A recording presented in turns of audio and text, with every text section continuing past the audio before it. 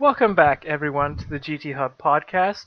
I am, once again, Forza R18, and joining me again this week is Joshua Jones Commentary, Hello. Mikhail24RD, Hi. and Roblo97. Sup? And with the introduction now done, we go straight into pretty much the only race of the weekend, which was the Red Bull GRC race from Seattle. Right? And I didn't see it.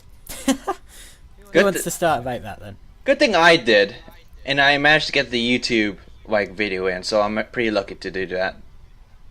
Thank God for NBC. Well, the American block saw it, so we're good. Yeah, I mean, yeah, and unfortunately for NBC, they had to not air it because of the hurricane. Which, by the way, I hope everyone is safe in Florida and the surrounding areas. Hopefully.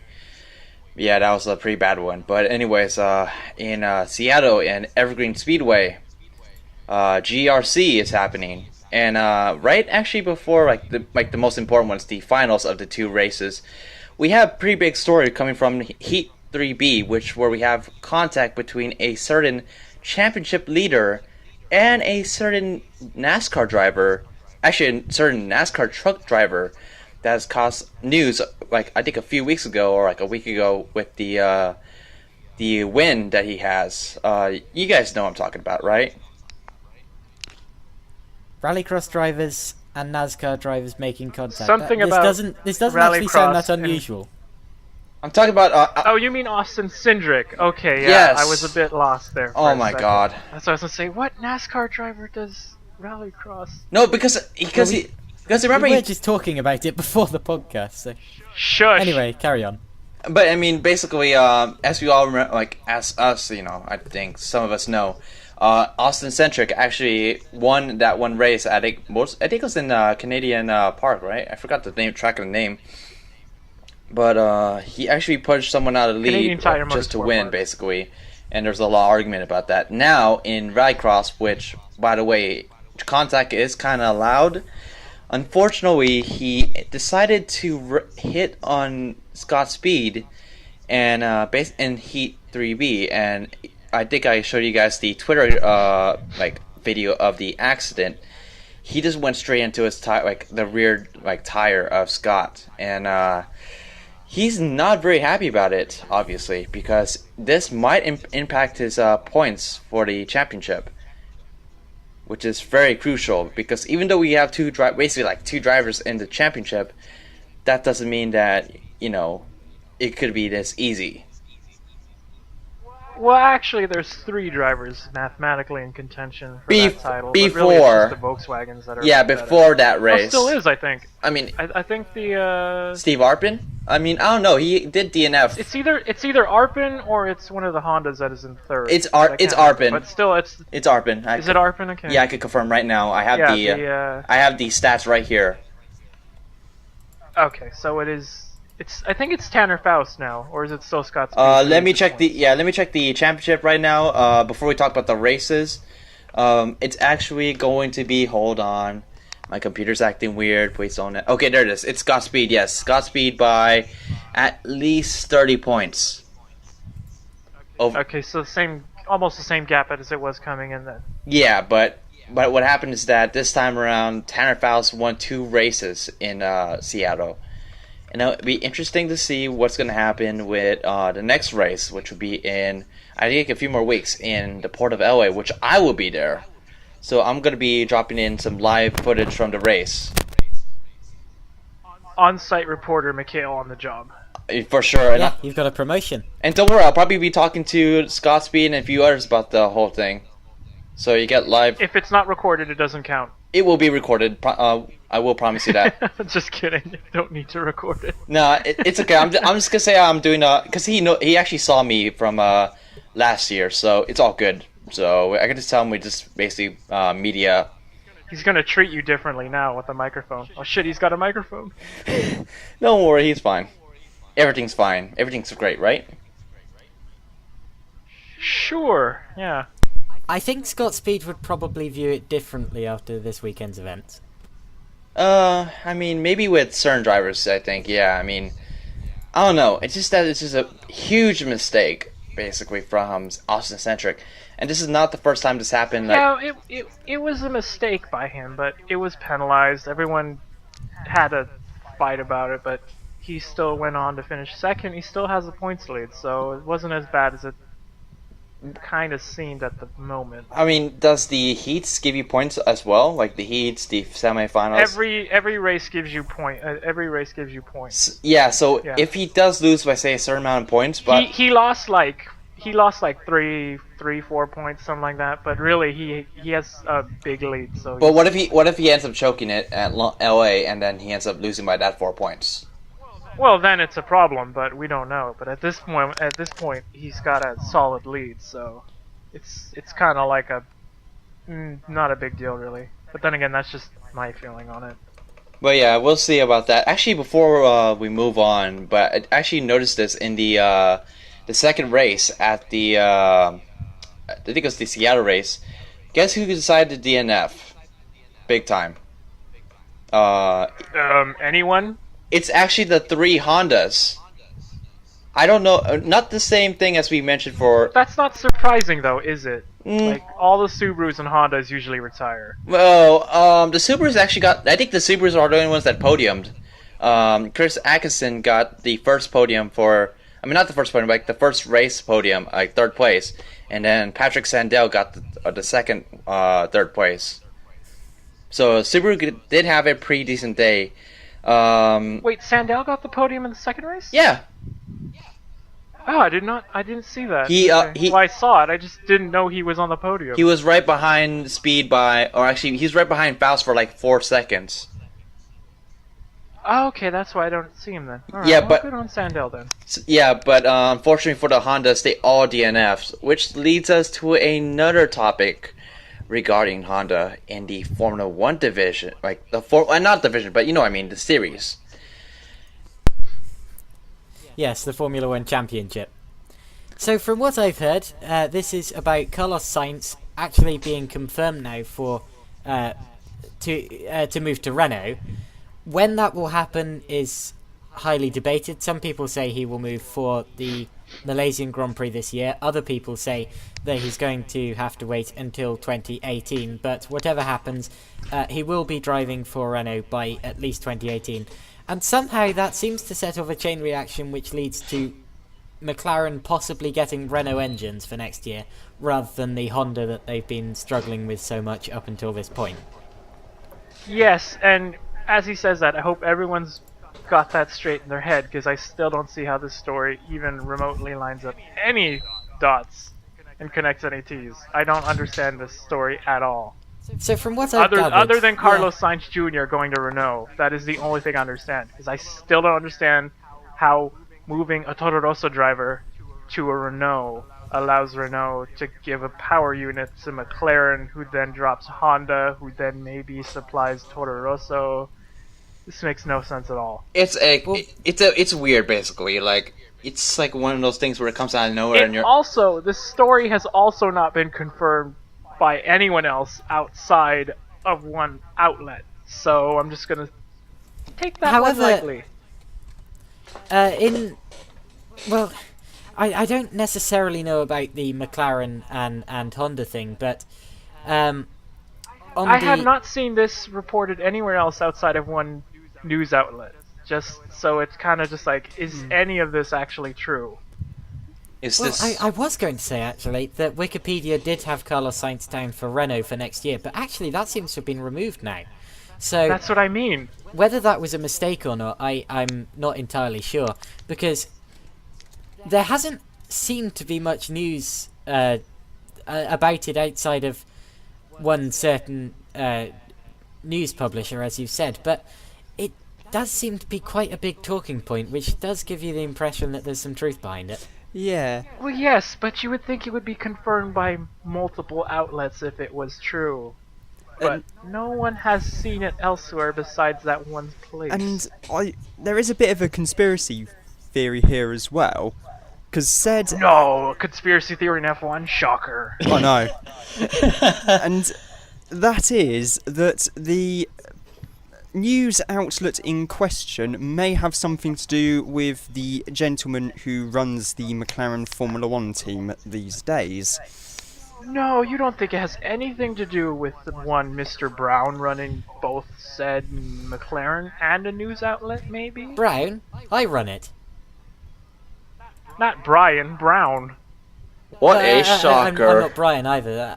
I run McLaren. What are you talking? I'm joking. What? I didn't know you were named Zach.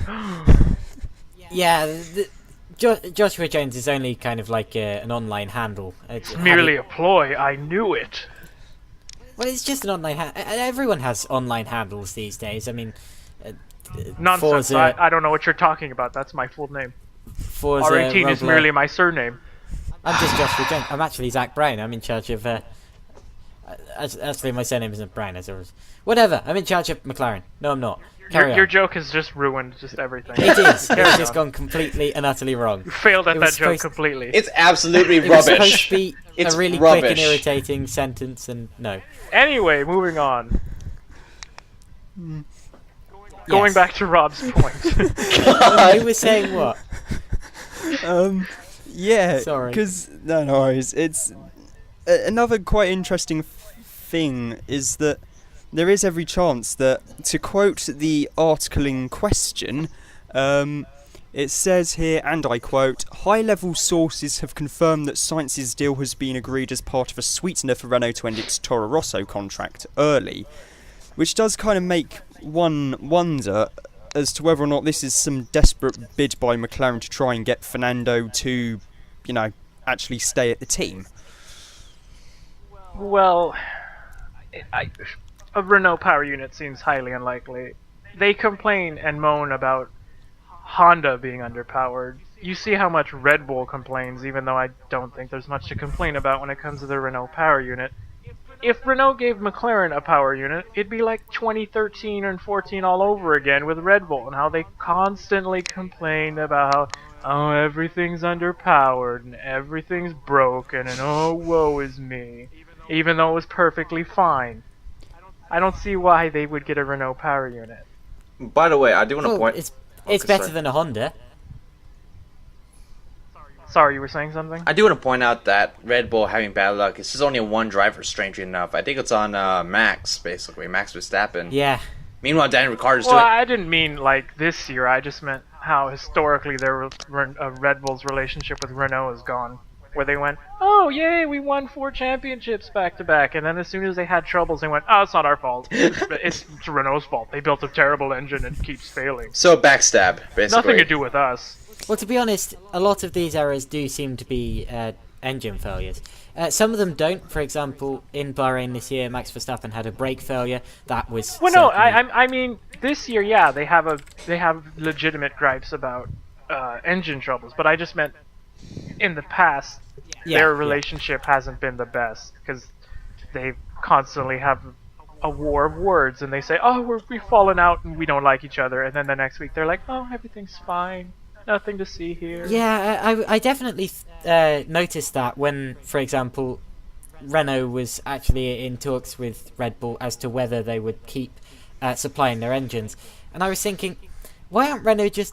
Why aren't Red Bull just generally nicer to Renault? That maybe they'd actually Because want to keep Christian them. Horner doesnst understand hostage tactics the same way that Fernando Alonso doesn't understand hostage tactics. They're both in the same situation, or in the same situation where they went, fine, if you don't do what I want, I'm leaving. And then the other said, okay, fine, we're calling her bluff. And then they both went, oh, well, I guess we're gonna have to end up staying together.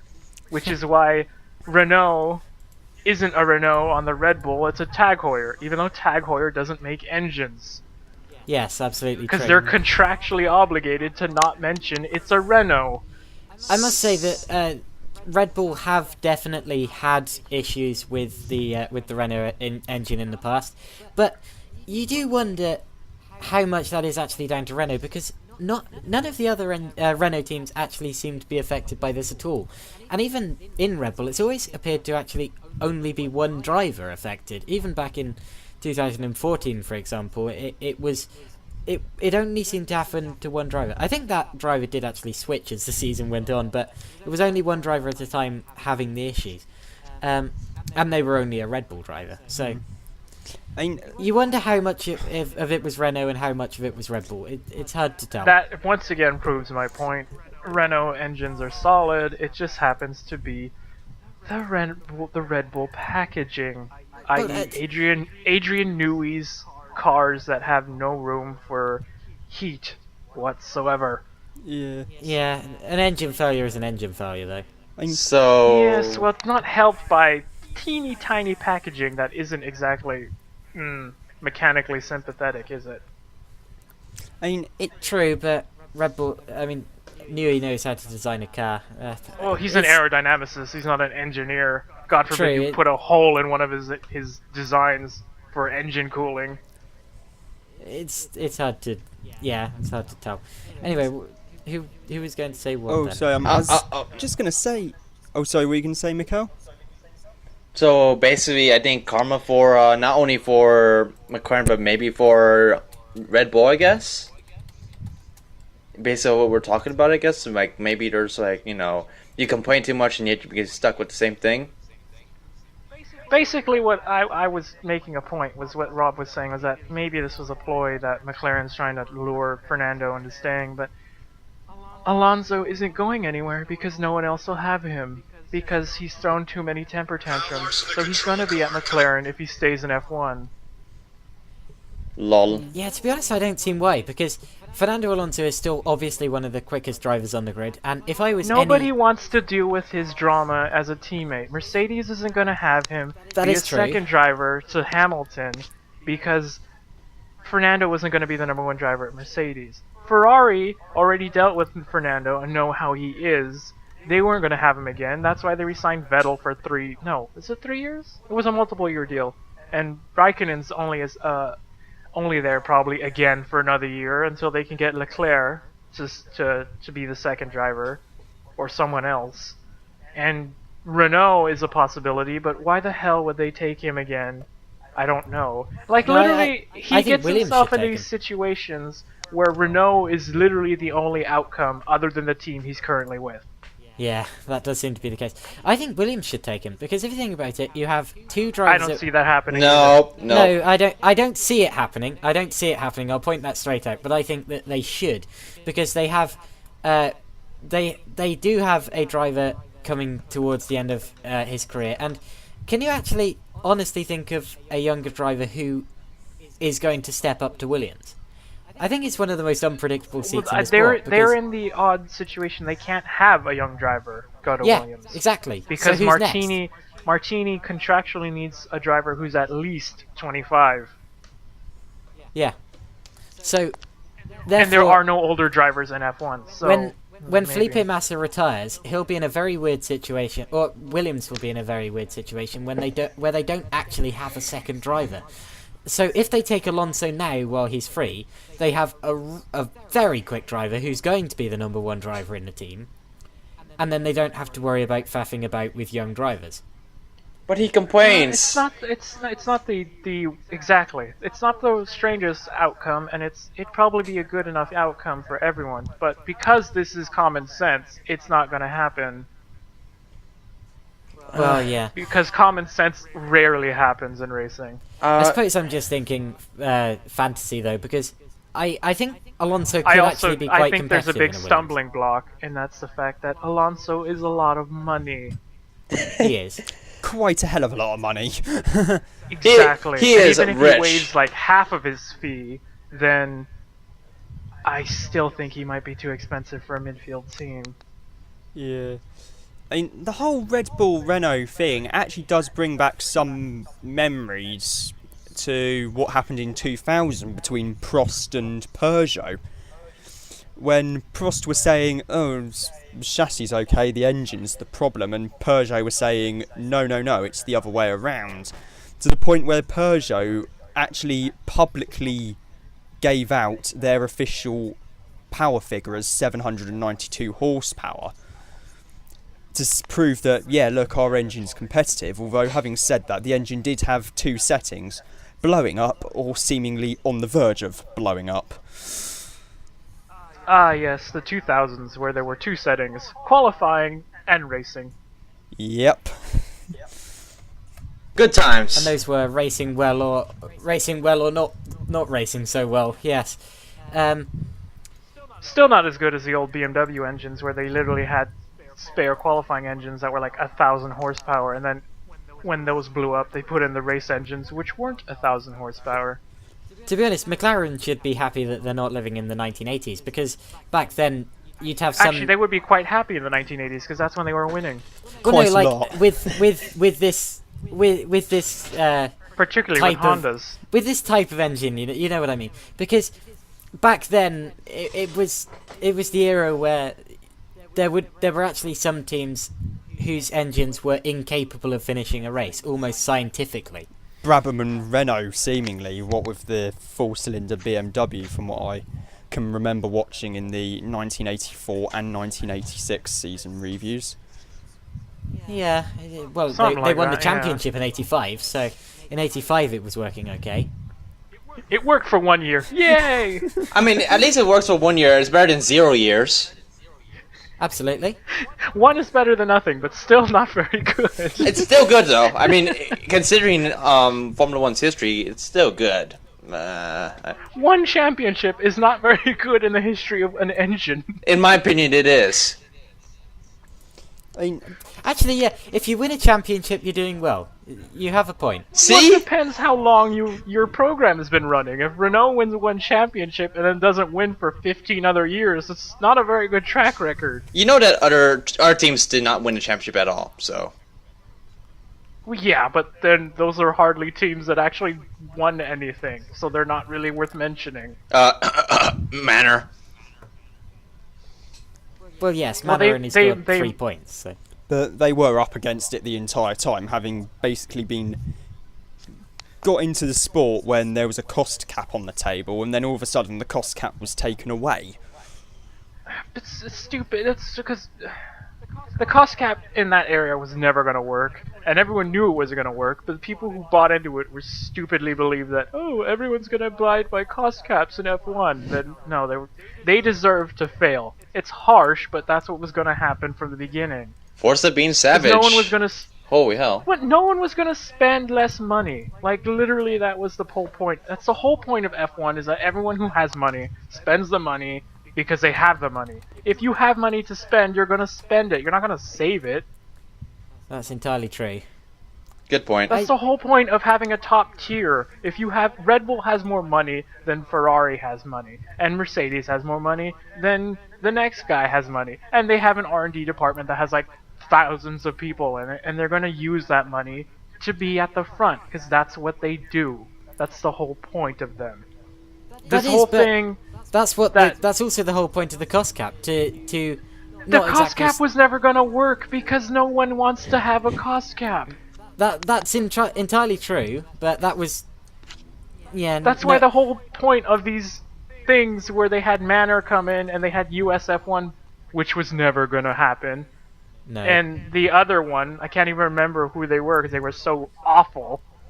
Is it Caterham? HRT/Hispano HRT and Caterham, yeah. Yeah, I was Lotus about to to say. Caterham, yeah. Yeah, I was about to say Caterham. I was like, You mean the Lotus that wasn't a Lotus and the Caterham that wasn't a Caterham. But Basically. moving on. Exactly. but you know what? After all that issue, we have at least Haas. So, I guess we're good. Yeah, but they didn't come as part of a cost cap thing. I know. That's my point. Good point. Haas just came in and they're doing well because they have someone who understands how to run things. And even then, he's griping about how he's not going to win anything. Yeah, I run that too. What? Which I don't understand either, because Gene Haas is now saying, "Oh, we might leave because we can't win anything," and Has I he just said feel that? like going. Wait, when did he Yes, say has that? said that recently. When did he say He that? said it's getting hard. It's getting hard to run in the midfield now because we have no. It's looking like we have no shot at winning. And all I can What? think of when I read that was, yes, Gene, that's because you're a midfield team. You're running where you're supposed to be running. And That- running quite well. You're never That's- going to win anything because you're that's not a not- yeah. manufacturer. That's not the first time that team underestimating the sport has actually caught my attention, because I remember reading a news article after their first winter test session back in 2016, and I read that Gene Haas had admitted that he'd underestimated the sport and that it was more complicated than he'd expected. But you think that as a team manufacturer coming into the sport, you'd at least have an idea of what you might need. And you can't expect to win it in your second year, or even get close to winning it in your second year, because this is Formula One. This is the most hostile environment in motorsport. We've already... we know that from all sorts of events in history. And let's face it, teams race for 50 years and never win anything. So it's his. I mean, I like Gene Haas. He's a good guy, and sometimes he has common sense on his side. And I like how he's doing his F1 team. It's just I think he treats it too much like NASCAR. Exactly. That was going to be my point. It's just he's bringing in the fact that has been racing in NASCAR for years and thinks that there should be, I guess, a parity of spec to it, which kind of, I don't want to argue with him on that point. I think there should be some sort of aspects where there should be a spec part in F1, like the brakes or the suspension design or something, because that's not really a thing. What? Carry on. But on what, though? I disagree that there should be spec parts. That's against the whole point. No, of but Formula One, that's what I'm getting at in a long way of saying. It's kind of like how Haas did it now, where he teamed up and he said, "Oh, we're going to use some Ferrari stuff on our car, and we're going to build the bits that matter, like the chassis and the aero design and all that. But we're going to use parts that really, if you think about it, everyone doesn't need to make one because we're all pretty much using the same part. Like the brakes are all pretty much the same design. The suspension is more or less the same design. Like parts like that don't really matter, that a team can just buy. Those are things that the FIA could look at and say, yeah, those are just spec parts.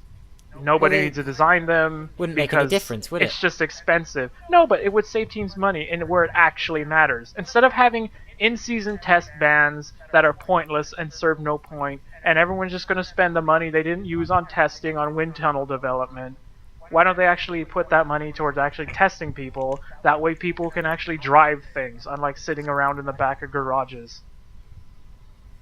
I see your point.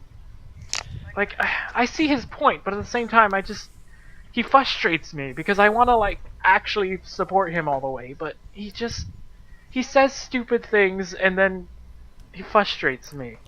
Yeah, I do think he's treating it a bit too much like NASCAR, as I said, but talking about NASCAR, I wonder how their NASCAR team's been doing right now. Actually, we actually have a race this weekend at Richmond. Can you explain what has happened at Richmond? Because I think other than an ambulance going on track, was there anything worth talking about? Actually, yeah, there's an ambulance. Can you explain what happened to the podcast? Because there might be some NASCAR fans out here. Well, basically, it's a really strange thing. There was an accident on track that caused NASCAR to bring out a caution, and while the cleanup was happening, either the ambulance driver had a brain fade moment and drove straight into the pit entry and parked it, or NASCAR gave him the wrong signal, and basically green flag pits or the pit road had opened. Cars had come onto the pit road while an ambulance was blocking pit entry, and everyone had to go around the ambulance, which caused a crash involving Matt Kenseth, who was one of the drivers who was outside of the chase bubble racing thing. You know, it was a very complicated incident. You know, he still made the championship. Besides that, you know, he still made it anyways. Well, yes, he still made it barely, but my point is it was an incident that was caused pretty much by NASCAR, who then decided that they weren't going to waive the 5-minute clock for damage repair for someone who might who might have fallen out of the championship hunt because of something that NASCAR did and not the driver's fault.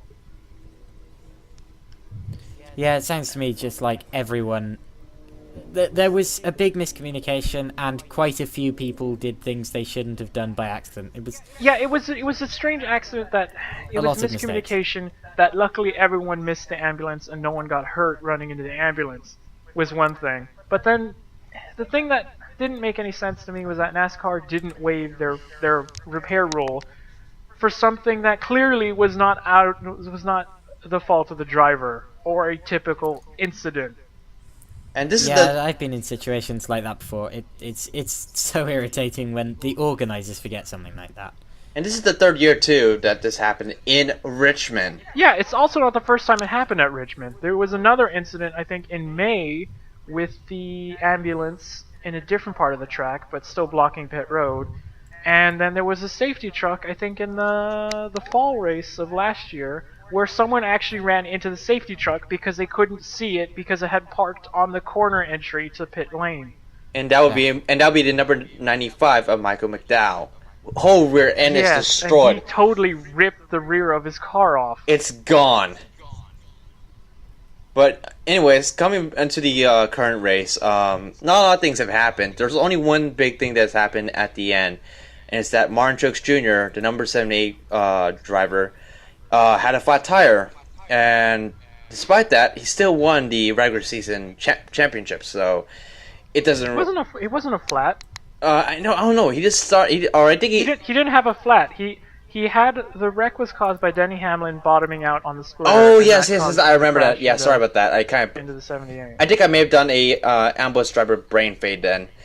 But anyways, but yeah, I think he just got taken out, and then he still won the regular season, so he's basically first right now in the standings right now. And the winner. And then basically you can just pencil him in as winning the championship, and there's nothing to see here. That's NASCAR done for the year. Well, not really, because we have like Carl Larson in second, who won the race. Actually, I mean second in standings right now. Third place is Kyle Busch. Everything's great. Fourth place is. Please don't run through the 16 people, please. Why? We don't have time. Wait. This takes too long. I thought we have no news. Okay, fine. If you want to go through the rundown for every one of them, then fine. Do you want me to do the top 10? The ones that, and then we'll just ignore the rest? If you're cool with that? Well, you've already started. Just do the rest of them. Fine. For fifth place in the standings is Jimmy Johnson. 6 is Kevin Harvick. 7, Denny Hamilton. 8 is Ricky Stenhouse Jr., lucky with the restrictor plate races. Did you say Denny Hamilton? Denny Hamilton. I think it's Denny Hamlin. Hamlin. Oh my god, maybe I confused it with Lewis Hamilton. Damn it! Wrong Denny sport. Hamlin. Yes. Hamlin, not Hamilton. I made a derp again. Why? Sorry about that, guys. I feel bad for you guys right now. Anyways, 9th place. Anyway, moving back to the standings. I feel bad for the guys. Anyways, 9th place, Ryan Blaney. 10th place, by the way, is Chase Elliott. 11th place, Ryan Newman. 12th place, Kurt Busch. 13th place, Casey Kane, lucky. 14th place, Austin Dillon. And 15th place, Matt Kenseth, who luckily still managed to get to the championship. And last place is, or not last place in the playoffs is No, last place is last place. Well, okay, anyways, Jamie McMurray. So this is your whole chase, basically. And it'll start in Chicago with a rather weird name, though, for a race. Have you seen the name of the race, Forza? It's pretty interesting. It's at Chicagoland Speedway. No, but I'm talking about the race name, though, not the track name. Oh, It'll be something hang on. with a lot of Let me memorize sponsors, it off won't the top of my hand. Off the top of my head. It's the It's The Tale of the Turtles 400. Really? Yes, What? that is what the race is called. That'll be some It kind is- of movie. It is sponsored by Nickelodeon and their new series of the Teenage Mutant Ninja Turtles. It's a stupidly named race. I mean, That's hilarious. I just love some NASCAR races and their overly sponsored titles. Still not as great as the SpongeBob SquarePants 400. oh yeah, the trophy. That one was brilliant. The trophy. You saw the trophy that Jimmy Johnson won on that one? It was a SpongeBob, wasn't it? Yes, it was literally SpongeBob. I'm not kidding. I Really? think the walls actually were painted like SpongeBob too. They were yellow and they had holes on them. I have got to see the replay of that race. It's in last year. You need to see it. That's amazing. NASCAR's yeah, weird. one of the most brilliant things ever. I don't See, even this like is one of the great SpongeBob, things. but that just sounds so funny. It's one of the great things about American racing, or NASCAR in general. We have weird title sponsorships of things. Oh, fantastic. What? I mean, except the Daytona 500, that's normal. But everything else, it just gets weirder from there. Still not as long as convoluted as the Crown Royal Your Name Here 400 presented by something. Oh yeah, I remember that. That's the Indianapolis race. Yeah, I remember that. Still, I like Sebring's race name. The Sebring 12, the Mobile One 12 Hours of Sebring, fueled by Fresh from Florida. Hashtag sponsorships. Sponsored by Geico. In association Presented by, with... yeah, exactly. Presented by GTHub. And tyres Good by lord. Michelin. Great. And the tires. And the fuel, as well as the title, is also Mobile One. So, I mean, NASCAR has and way that's to- just the title. NASCAR has a lot of sponsors. That's what I'm saying right now. They literally have a sponsor for everything, and I'm not kidding you. And There is actually a zone, the restart zone, is actually sponsored by Geico. And It literally says Yeah. on the tracks, the Geico restart zone. yeah. And then you've got things like branded or sponsored safety cars and replays. My goodness. The nationwide Welcome to America. It's brilliant. the nationwide Dell Junior update. Only Oh my Oh my God. god, left yes, for that. that's the thing. Not anymore, it isn't, but it was a thing. it is actually. I'm not surprised. Sponsorships. Oh my god. And He was doing so bad, the sponsor felt that they needed to buy him TV time in the actual race. heck, the what's that? The sponsor for this series, the Monster Energy Cup series. That's still just stupid, in my opinion. I don't understand why the hell Monster is sponsoring NASCAR. And they ruined the trophy, by the way. Have you seen the trophy that the winner gets this year? Yes. I saw Denny It's Hamlin absolute crap. Denny Hamlin said like, "Oh, it looks like a lobster or something" when he reacted to it.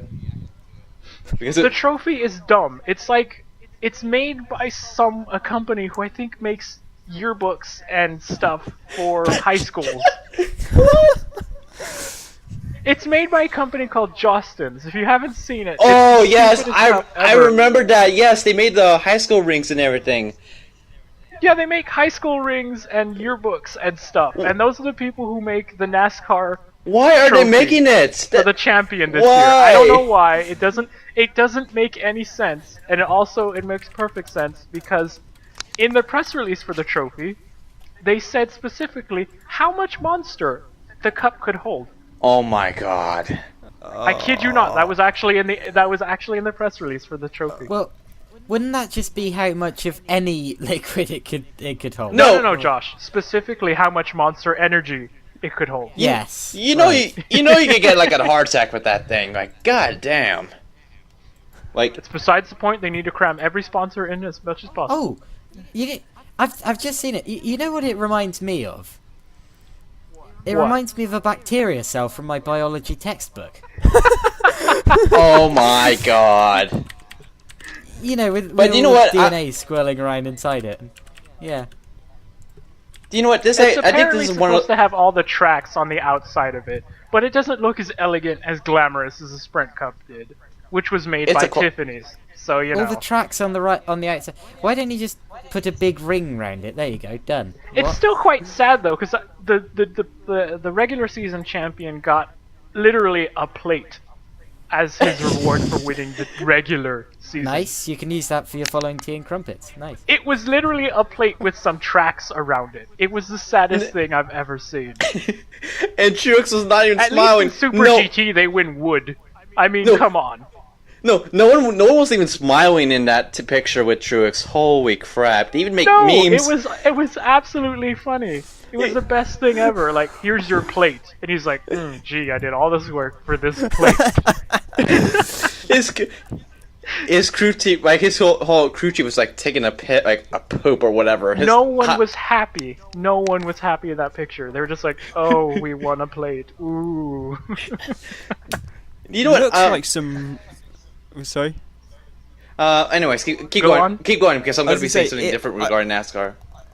I've just found the pictures of the trophy, and it looks like some kind of really weird prop, presumably out of Game of Thrones or something.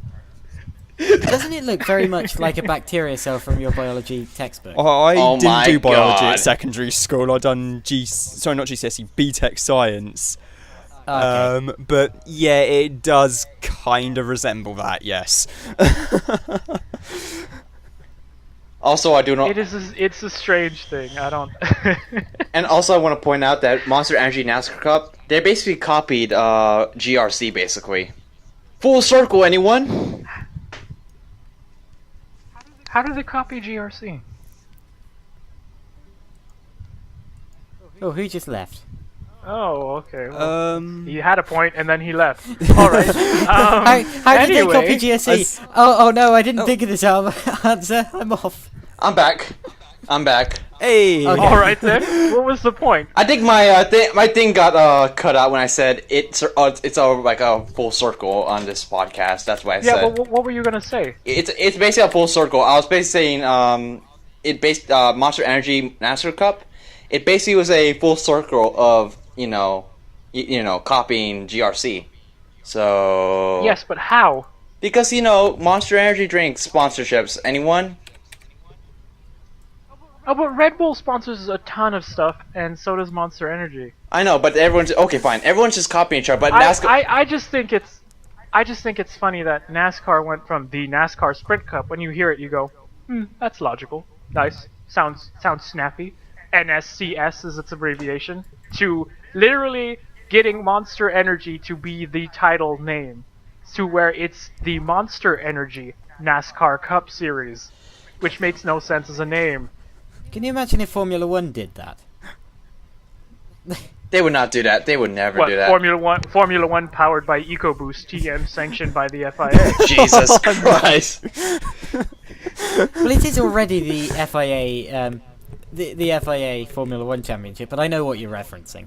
Oh my. Well, no, it's the FIA Formula One World Championship, which makes sense. Yeah, that's what but I if it said. was like a sponsorship thing, it'd be like the FIA World Championship or F1 World Championship presented by Visa, presented by MasterCard or something, powered by Yeah. EcoBoost. After what happened in 1997 with the MasterCard Lola, I don't think they want to have anything to do with it. That up, Yes. Oh, good! Someone picked up that reference. That was brilliant. Is it actually really sad that I've actually just been online and actually worked out how much it would cost to actually fill that Monster Energy Cup trophy, whatever the damn Go hell it on. is. I need to know that, Matt. Go on. Come on. Go Right, so 500ml can, according to Tesco's, is £1. So that'd be about 37 quid. Although People in America aren't Excellent. going to understand you at all. The most pathetic victory celebration ever. Not champagne, not beer, not wine. Monster Energy. That's how I'm going to celebrate my championship. I was going to say, not even WKD Blue. Although, in fairness, I would like to think that someone who has an energy drink sponsor would win it, like Kyle Busch, who has NOS as his sponsor, and he would just filled with his energy drink sponsor. That would just be the best Monster thing wouldn't ever. like that. Just imagine if they Oh, were that still would- the Red no, that Bull would be great. Camry.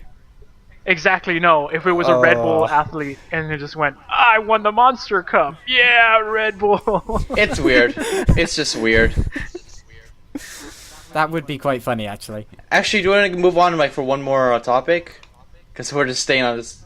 We have room for Oh my multiple God. more topics, but what were you had in mind? Sorry about that. I think my headset's starting to cut out now, so it's not my fault. It's basically my headset just acting weird. So Okay, well, what did you have in mind? IndyCar. It's almost finishing up. Yes, I think we need a proper IndyCar preview, seeing as the race is this weekend. And guess who's in the only 4 drivers that count? New Gardens, Dixon, Castroneves, and Pagano. And me. No, I'm not gonna you. win it. Get out. But anyways, The who do you think's drivers gonna win? in contention for the championship Me. No. Dixon. are... Why does no one predict me for a win? Silence, all of you. I'm going to do a points rundown. Joseph Newgarden leads. Second is Scott Dixon. Third is Elio Castroneves. Fourth is Simon Pagano. Fifth, Will Power. Sixth, Alexander Rossi. Seventh, Graham Rahal. Eighth, Takuma Sato. Ninth, Tony Kanaan. And 10th is Ryan Hunter Ray. And realistically, the only ones who can win out of those are the top 4? Top 4, yeah. I think realistically, it's actually only the top 2. Well, mathematically, the top 5, I believe, is still in contention, but Will Power Yeah. would need an act of God to win the championship. And it's double points, right? If I'm correct. Oh, and it's also double points, but still, he would need an act of God. Basically, the front 2 needs a wreck. Big time. Well, they would need the front 2 to wreck, and then... In order for Will Power to win, he would need Pagano to fall out, and he would need Castroneves and Newgarden to fall out, But and then Dixon. basically, yeah. Basically, he would need the top 4 to fall out in front of him, which isn't going to happen. Who do you think is gonna win this, by the way? Me. No! Josh, yes, Josh is going to win it. For fuck's sake. Finally, someone's realised my potential. Yes, no, but seriously, I think Simone Pagano is an outside chance of winning it. Because he's been strong at Sonoma, and he's in a Penske, and Penskes are always strong at Sonoma. I feel Of course, Sonoma was but where he won it hear last me out. year. Pagano isn't my favorite to win. I still think Scott Dixon's going to do it. I'm gonna Okay. Same. I'm also thinking Scott Dixon as well, but I'm also feeling for Elio Castroneves, despite and due to the fact. Yeah, because my heart says Castroneves would be an excellent guy to win the championship in his last Yeah. try. but This could be his last I drive. just- It it's could hard be. to- That's the thing. It will be his last drive. You think?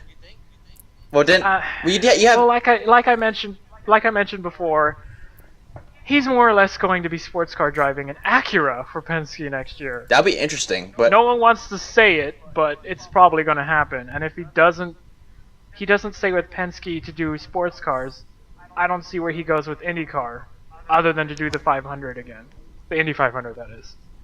I don't see where he lands. Yeah. To be honest, I think it would be an absolutely fairy tale story if Castroneves won it. Realistically, it's probably going to be Scott Dixon. Pagano has won there in the past, of course, and he has. I mean, he has won the championship there in the past. He So- sealed the deal last year, so he knows how to win. Will Power has won there in the past as well, but, I mean, short of winning and everyone else not leading a lap, there's not much he can do to win the title. Has And, well, Joseph Newgarden is, well, he seemed to have momentum on his side, but he seems to be crumbling under the pressure. especially what happened last When was weekend. Like, remember Watkins Well, Glen? that's what I mean, yeah. Yeah. He kind of threw it away at Watkins when he had a nice title going for him. That's true. When did we last have 2 IndyCar champions in a row? Like it doesn't tend to happen in IndyCar, does it? Back-to-back champions, I think the last one might have been Dario Franchitti, I think. Yeah, it was a long time Well, ago. that's interesting. Or That's Dixon. interesting It was because either Franchitti or Dixon. I didn't either actually one. know Franchitti had won it at all. But okay. Dario Um, Franchitti's won 4 of them. That shows how out of date. Shows not your out of date, little IndyCar knowledge. Yeah, but Franchitti won but- Yeah. 4 of them, and this was when Will Power was still trying to win his first championship, because it was always between him and Power, and Franchitti always beat him. Yeah, I knew there were some championship battles involving Franchitti, Power, and Dixon, but yeah. Yeah, the last couple of years it's been Dixon, Franchitti, and Power, but until Simon Pagano won it last year, and then broke Well, the... Franchitti's been out for a couple of years, hasn't he? 2012 was his last year. No, in 2013. 13 was his last It was- year, and that was it was because of his yes. his wreck at Houston. Toronto, wasn't No, it? it's Houston. Was it Houston? Oh my Wow, God. How long ago? You noobed it. I'm sure his accident was in 2012, though, wasn't it? No, it was 2013. What happened is that No, it was 13. He hit- Yeah, it was Okay. at Houston. he had He climbed I- over I the back remember that of someone. I can't remember who it was. Takuma it was Sato. Sato. He Sato, flew I into the think. fence. It was Sato. Yeah, Sato. Oh, was it? Okay. Yeah, because he was using the AJ Foyt car, and then he climbed it and hit the catch fence. Oh, wow, that's right. Yeah, yes. that was That's when he was still with brutal, Foyt. Okay. Yeah. You see, I remember that happening, but I wasn't really that into IndyCar then, so I don't know about the IndyCar history or anything like that. I just know the names. Understandable. For shame, Josh. I'm ashamed of you. Hide your head in shame. Wow. Last No, 3 I'm just- years. I'm Last just- 3 I'm years just have been kidding. my years. But yeah. No, but you picked a good time to get interested in it because it's starting to warm up Absolutely. again. Yeah. I think that I've actually been really impressed with IndyCar the last 3 years. Of course, over here in Great Britain, the view of IndyCar tends to be very much, well, it's just cars going around in circles, isn't it? Because you don't have a proper TV package. That's why you don't get to see the good races. Yeah, exactly. So, of course, I didn't get into IndyCar. In fact, I didn't even consider IndyCar until very recently. But I've even been impressed with your oval races. It's just, there's always something going on and some sort of tension building, and it's just really exciting. I never realized A good before, but oval it race is hard to beat in IndyCar. Because Absolutely. if you want to see exciting oval racing, don't watch NASCAR. IndyCar does oval racing 10 times better when they course. can get the aero package correct. Unlike Phoenix, which was literally just follow the leader. No. That was a disaster. And I was Yeah, like, Phoenix was just, amazing win for Pagano there, but it was just, I think all it the was, time. I think it was before or after Long Beach. If I'm yeah, it was before. No, Well, it yeah, would either before. be before or after Long Beach, yeah. I actually saw the, or at least I saw bits of the Phoenix race this year. Not the whole thing, but I saw bits of it. You saw And- the bits that were watchable, that's what you saw. I did, yes. Even then, I suppose it's because I haven't really seen much oval racing. I still find it relatively exciting, despite the fact it was not a very good oval race technically. But even that, it was watchable.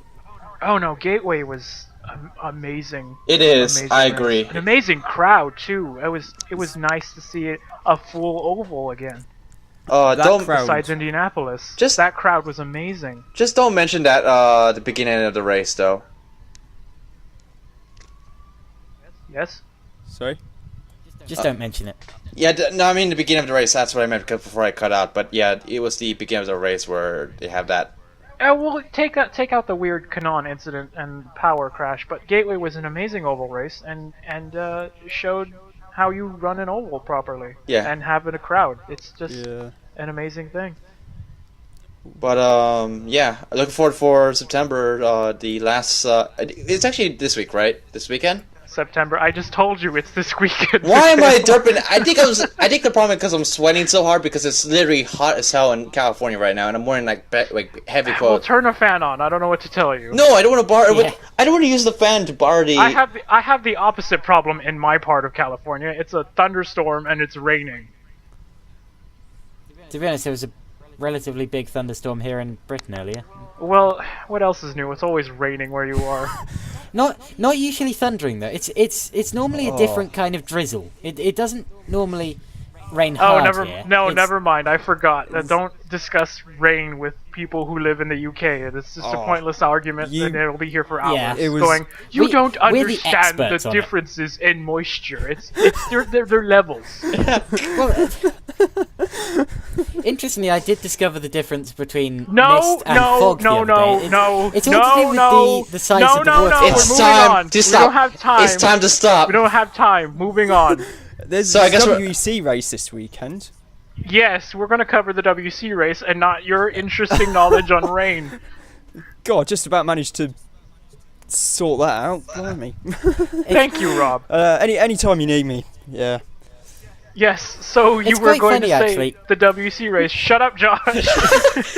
No, this was like sort of completely separate from that. What I was going to say is that it's quite funny how you reacted to that, exactly how everyone else reacts to me talking about motorsport outside of this. But yeah, Whatever. Oh, okay. Brilliant point. Well presented. I'll allow that.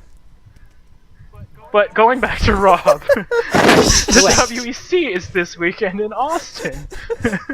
Austin, that's where it is, right? Yes, because there's no... The Circuit of the Americas. Yes, the Circuit of the Americas in... Oh, It's rained there before. Oh, hi. Well, hopefully it doesn't rain there this weekend. That's the last thing they need.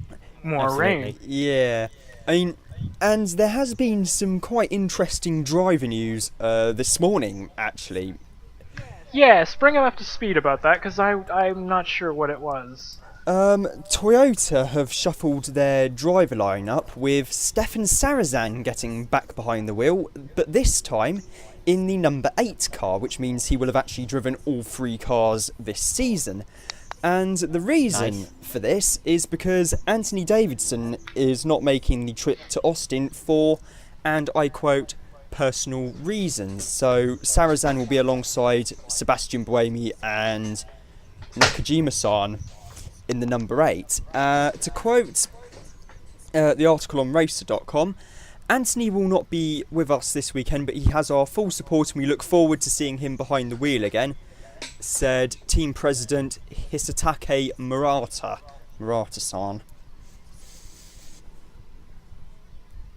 That's Right. interesting. I wonder what that's all about. No idea, to be honest. So that's the only driver shuffle then for this weekend. Pretty much. I mean, there's nothing else in LMP1, and I Because haven't I'm heard- looking for an entry, but I cannot find an entry list. Well, I heard earlier today that actually some of the WEC drivers might well actually be going into IndyCar next year. I've heard that one of the contenders for the second seat at, is it some sort of team starting with an S? Schmidt-Peterson. Something, yeah. Yes, some of the contenders are actually WEC drivers. We have Brendan Hartley, for example, and Robert Wickens as well. So Well, Robert Wickens is a DTM driver. he's done some WEC events, I'm sure. He's I never think. done any WEC events. Surprisingly do enough. No, didn't he's he never do run in Le a Mans WEC once? race. Nope. I thought he did Le Mans. Never once. been at Le Mans either, as far as Okay. I know. Well, in that He's case, only, I'm going. he's only done DTM. I know for definite he's driven a prototype. I can say that. So Possibly. I think he might have tested one, so you might be right on no, that. he drove one of the prototype challenge cars at IMSA, at Daytona. Oh, has he? Yep, did it this year. Oh, really? Yeah. Oh, well, that would explain why I don't know why he was in it. Because if he was at Daytona this year, then I wasn't paying attention to the PC class. Well, right. then again, I don't think anyone was really paying any attention to the PC class, in fairness. The only time you pay attention to PC is when you go, oh, wow, the 38's doing really well, and they have a 7,000 lap lead over the next car. PC is garbage. It's garbage. But seriously, the 38, the Performance Tech team is amazing in IMSA. They're going to prototypes next year, I believe. Just IndyCar. segueing off of that. But going back to WEC, the Aston lineup stays the same. They're the only ones with 3 drivers, I believe, so. Yes, I think I'm pretty sure this is the last race which Daniel Serra is contracted for. Yeah, I believe this is the last one, because they wanted to keep 3 drivers because of the humidity and the heat. Which is probably a smart move, actually. Yeah. 3 drivers because of the humidity. And the heat. Yeah, it's hot. Oh man, it's off. It's death in Coda in September. Yeah, in Texas. it is. But I'm surprised Ford didn't have a 3rd driver, to be honest. It's hot. oh, sorry, I'm getting this confused with other racing series where you tend to have 4 drivers. I don't know what I'm thinking of. Yeah, I get No, it. only 3 in WC. Yes, I knew that. I'm just being completely daft. Sorry, I get it. And You had your moment, yeah. And in other WEC news, Timo Bernhard has announced he is going to remain as a Porsche factory driver in 2018, but with more time dedicated to the team which he runs in ADAC GT Masters, the Team 75 Rob, Bernhard. in fairness, I don't think that's news. I think we all kind of knew he was going to stay a Porsche factory driver. Yeah. Kind of like Romain Dumas being a Porsche factory driver isn't news either. if he's a Porsche factory driver that next year, does that mean he's going to Formula E? No, he's gonna stay. I think GT. he's just gonna go back to being a GT works driver again, Right. like he Yeah. was before prototypes. Yeah, that makes sense. And in other news, the 2018 Aston Martin Vantage GT has been spied in testing. I'm so just looking forward watching to the that. footage of it now. Other GTE It news is still sounds the like an BMW Aston. M8 GTE is unveiled tomorrow. Yes, it's unveiled And- tomorrow. We're recording this on Monday, I should point out. I need to go, by the way, because it looks like my thing's not working. Okay, Bye, right. Mikhail. I hope you guys have a good day, and I'll see you guys in the next week for sure. Hopefully, it's gonna be a good one. Yeah, see you Yeah. then. Well, yeah. All right. See ya. See All right, see ya. Bye. Right. So, We'll carry on without him. life goes on. Yes. There's no time, no rest for the wicked there. Or however the saying goes. Yeah. But going back to the Vantage. Yes, it has a Mercedes AMG based V8 like the production car, so it still has Oh, that's a shame. that Aston That's Martin rumble. sad. Nice. Um, It's more of a holler, I think. yeah, and Does it count as an Aston Martin though? It's a Mercedes, so technically isn't it an AMG Rumble? Oh, it doesn't. It doesn't matter what it is. It'll It sound does great. matter. It matters to me because I'm a nerd. If it's fast and it's exciting and it sounds great, it'll be great. No, Josh, it matters to me deeply. It's not an Aston. It's not an Aston engine. it's also got a rear wing which is mounted very similar actually to the one on the Porsche, and that's using the swan neck mounts pioneered by Acura and Audi in the American Le Mans series in 2009. And it also, from the footage I have here, appears to have a similar style rear diffuser, albeit presumably with a few changes to the current car, in that it does stick out a fair way from the rear Honking great bumper. diffuser at the back Yes, of it. the honking great Yeah. rear diffuser. Very Aston Martin. Yeah, going back to the GT1 days as well with the DBR9. You mean just everyone just copying Ford's example? They said, "Oh man, look at the coffee table side splitter on that one. Let's put it on the back of our cars." Yeah. And in other news, which came out genuinely not that long ago, Mercedes have finally revealed their new... Actually, hang on. Before you move on, like on the point of GTE cars, I don't think the BMW splitter is that big. Actually, now that I think about it, from the pictures I've seen of it testing, I don't think their splitters is as massive as everyone else's. I don't think I've seen a rear shot yet. I have seen a rear shot of it. I just have to try and find it now. I have found it. It was taken while it was testing at the Lausitz Ring in Germany, in former East Yeah, Germany. it's first rollout test, I believe. Yeah. And looking at the rear end of the car, the rear diffuser does seem to be, I'd say, more kind of in the style of the Ferrari 488 and the Corvette in the way it's integrated into the rear bumper. Yeah, it seems like a normal size splitter to me. That's what I mean. Yeah. Not as an afterthought. Yeah, and it should be quite interesting to see proper images of it tomorrow when it is finally unveiled at the Frankfurt, I believe it is, motor show. Tomorrow, well, Tuesday German time, which here where I am in the States means tonight at like 10:30 tonight. So something like that. It's about 2 o'clock, or something like that. I can't remember. Time. It's like 2 difference. p.m. Central European time or something. Yeah. I'll keep a... It'll be something in somewhere's time. Yeah. Probably. Whatever Central European time is. That's 2 or 3 p.m. or something. Yeah. Actually, no. I think it might be 8 a.m. Central European time. Now that I think about it. Yeah. And... Something like that. Sometime in the morning. Yeah. And just in this evening, actually, I think while we were recording this, Mercedes have finally got round to unveiling the Project 1, which is their F1 engined hypercar. And The Mercedes AMG Project 1. yeah, I'm just going to quickly... There we go, that should have popped up in the... Which, by the way, just appears to be a Porsche 918 copy to me. Oh, that looks great.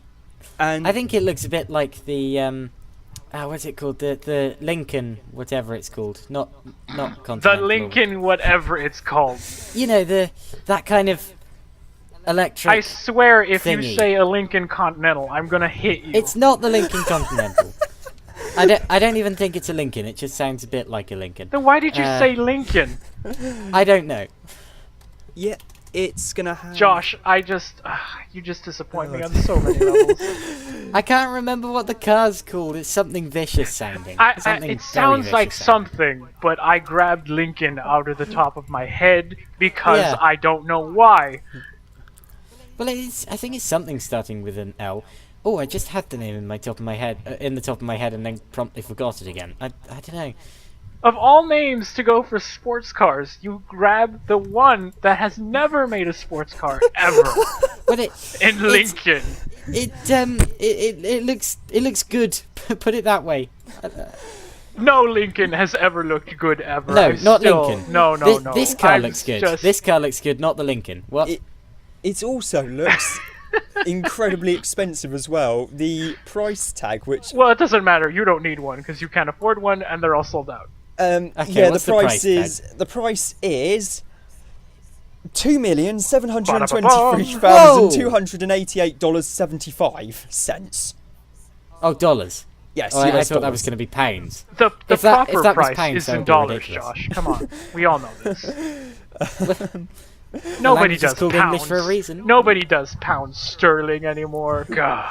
It has basically got a Formula 1 engine, which in the back of it, and it only revs to a mere 11,000 RPM. Only 11,000. Yes, which is actually not far off what Such a lazy, Hamilton and lazy Bottas engine. are revving the engines Wait. to.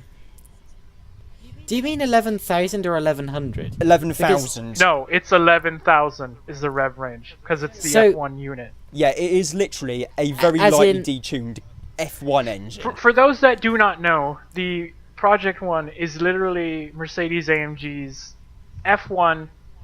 Not just the engine, not just the power unit. It is the electric motors, the hybrid drive system, the MGU H and the MGU K system, So which it- is so it's- basically the whole F1 drivetrain Yeah. package in a road car. Basically, So it's got about It is a 1,000 horsepower road car. 1,000. yes, Not 1,000 horsepower. Oh, Oh, only that 1,000. sounds more like Oh, it. How sound- pitiful. No, that Only sounds more like it 1,000 because horsepower. you said 11,000, which would have been 5.5 times. That was the basically RPM. 5.5 times the power.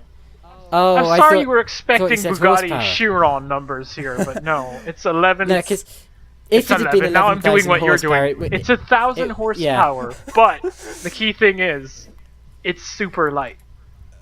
Oh, yes, yes. It'll probably have a power to weight So weight ratio. it's about a of- power yeah. to weight ratio of 1 horsepower per ton, Yes, it'll be something. and like it's that. 1,000 horsepower. Yeah, I think you mean 1 horsepower per gram rather than ton. kilogram. Whatever, however you do the stupid measurement thing. Well, 1 It's gram just per your ton. time to I mean, nitpick me because I nitpicked you, isn't it? That's what this is. It is, yes, it is absolutely. Oh, dear. I've never felt more attacked in my life. Plus, 1 horsepower to 1 ton would actually be really, really bad. That's Whatever. that's like I don't care anymore. that's a just bit whatever. like putting a Mazda 5 engine in a warship. Whatever. I hate you, Josh. I don't even want to talk to you anymore. 0 to 100. This car. I was going to say it will apparently do 0 to 124 miles an hour in under 6 seconds. It does. Oh, have why 6? That's sluggish. Come on. I know. They can do better than that. Wait, can't what? I'm sorry, say it again? 0 to 124 miles an hour because Mercedes-Benz are German and thus they use kilometres per hour, so it's about 200 kilometres an hour roughly in under 6 seconds. That's not as exciting as 0 to 124 miles an hour, though, if we're honest. Yeah. 0 to 124 miles an hour. Yeah. Yeah, it doesn't have the same impact like 0 to 200 kilometers. You're just like, oh, okay. 0 to 124. Now there's something. Yes. Yeah, yeah. It also appears... Just the way you said it. Yeah. It also appears to have quite a lot of aerodynamics.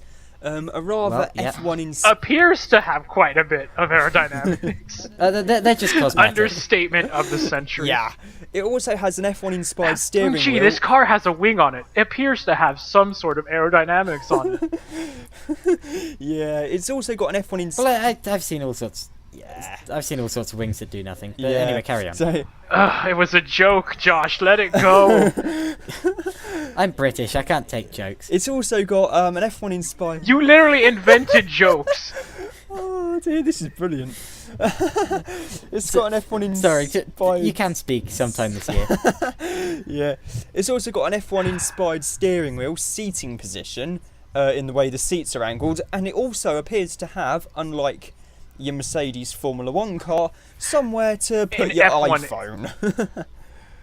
An Nice. F1 inspired seating position, i.e., you're laying down with your feet up in the air. Pretty much.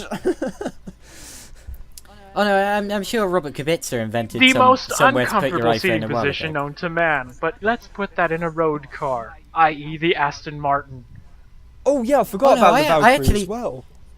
I find the bucket seats actually rather comfortable. Like, I've sat in a Josh, few... these are not bucket seats. These well, are not bucket seats. these but are the F1 seating seats. position of you being an old man and your feet are in the air. I don't think I'd like it so much as an old man, but I've sat in F1 seats and I actually quite like it. It's When have rather you comfortable. sat in an F1 seat? Quite a few times And I actually. hesitate I've never... to call an F1 seat a seat. It's literally you're sitting on nothing. I've never sat in an F1 car, of course, but I've sat in professional simulators and things that simulate Those are not it, so- the same things as an F1 seating position. They're very similar. They I are can, not like- similar. it depends An on- it F1 depends car on the doesn't even have a simulator, but- chair. You're I literally can- sitting on some padding, and that's it. No, it sort of has a chair. It's like There it's is no mainly built seating around the position driver, in an of course. F1 car. What? There's no seating position in an F1 car. It's just Well, of you course there put is. some foam in it and you're sitting on it. Well, yeah, it's padded around you, but it's That's not a chair. sort of a chair. It's somewhere to sit. It is not a chair. You have interesting definition of furniture then. I do, yeah. I've sat in an F1 show car at the Brooklands Museums, one of Yes, Ayrton that's Senna's exactly one. what I was thinking of. I've sat in it, and it was actually because it's from the early '90s. Like the weirdest thing I found. Well, yeah, but that was a different seating position to what they Well, have now. it also I didn't actually mean that one, but yeah. and also, and the Carry other on. thing about that particular car is that just how exposed my head, my neck, and to a certain degree the very tops of my shoulders were. Yeah. You wonder what they were thinking of in terms of safety, but then again, you do. Oh, from they everywhere, weren't so- thinking of terms of safety. There you go. Yeah. Yeah, exactly. That's true. That's what the bolsters are for now. So Yeah, the headrest. keeps your shoulders inside the car at all times. But yeah, yes, right. I think we've gone completely off topic. I don't quite know what. Off topic. This podcast. I don't quite know what topic we were on in the first I think place. we were just but discussing whatever He it was various- he was discuss it. bringing up the Mercedes AMG Project One hypercar, which ties into the F1 car. Then we were talking about something. Yeah, that brings us up to date where we were. Oh, and then you were saying how you liked F1 seating positions, and then I said you had no idea what you were talking about. I think you have no idea what you're talking about, but okay. You seriously are going to argue with me that you like to sit with nothing underneath you and your feet in the air? You Yeah. think that's comfortable? I do, actually. Okay, I challenge you to do that next time you're in a car and see how tired you are. Well, of course you get that tied in an actual car. That's my point. You don't want that in a road car, which is the seating position in the new F1 Mercedes car thing. Well, I wouldn't mind it because you'd have your feet on the pedals, so you wouldn't get quite so tired. I think more to the point. Actually, So you're telling me if you could afford a 2-point-something million car, that you would be okay with your feet in the air?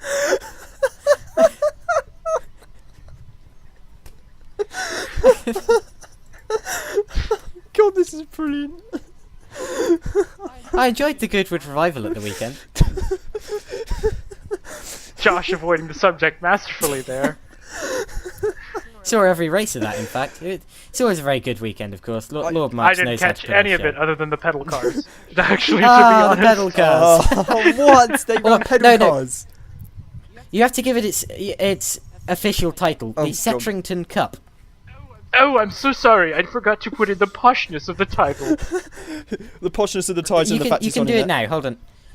Apologise to all of the kids and say it properly. Come on. I didn't even catch what it was called, to be honest. It's the Setrington Cup. Don't you know? Oh, I'm sorry. Does it need a lordship before the title as well? The Lord Setrington Cup. Oh, the might well, Lord actually. Setrington Cup. Oh, I'm so sorry. I apologize. The Lord Setrington Cup. Yes, Lord Setrington would be very displeased that I did not Yes. mention he had a cup for pedal cars. Yeah, there was. I tell you what, there was one kid that was really flying in that though. I think his name was Harry Duck. I mean, Duck? Where? what? You said duck. I said where? Over there. No, Harry Duck, not Duck. Duck. I know Duck? they sound very similar when I say it. But, No. Say it again. What did you say? Seriously. Did you say duck? Harry Duck. Duck, not Duck. Oh, Duck. dark. Dark. Duck. Yes. D-A-R-K. So- Dark. Yes, that's my Berkshire accent. Yes, Duck. Okay. Now that we've solved that situation. The opposite of light. Despite the fact he was probably quite light because he looked only. Wasn't the kid that finished second the son of Charlie Jim McWhorter, the guy who owns JMW Motorsport? Might well have been, yeah. There were some famous names in the race. I recognised the surname Franchitti. The one who finished second was Charlie McWhorter, and I was like, he sounds so similar to the guy who owns JMW, but I digress. Yeah, but whatever. It's the kind of thing that I would have done if I'd had if my parents had had If the you money had for lots it. and lots of money for a pedal car. Yeah. If my parents had had the money for it, I would have done that when I was that age. I would have really enjoyed it at the time, but I tell you what, I would have looked back at it these days and cringed my head off. Oh, come on, you know I- it looks like fun. I think, yeah. I mean, I think I wouldn't have come last, definitely. I mean, if you looked at it, some of the kids at the back weren't even Only pedaling. you would look at it and go, if I'm not first, I'm not having fun. It's a pedal car! That's very much me. Yes, I treat it very seriously. Oh, God.